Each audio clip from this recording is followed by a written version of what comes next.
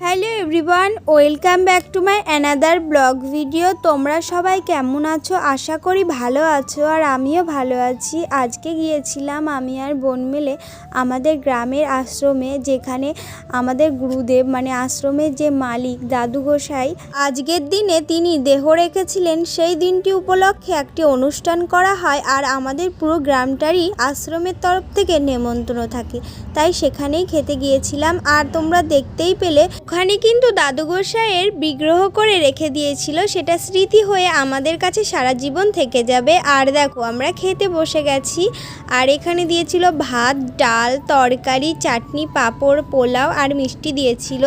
আর এটা হলো আশ্রম বাইরের দিকটা। আর দাদু গোসাই কিন্তু খুবই ভালো মানুষ ছিল, আমাদের খুব ভালোবাসতো। তারপর আমরা বাড়ি চলে আসি। আর ভিডিওটা কেমন লাগলো অবশ্যই জানাবে, ভালো লাগলে লাইক কমেন্ট শেয়ার করবে, আর প্লিজ আমার চ্যানেলটিকে সাবস্ক্রাইব করে দেবে। টাটা।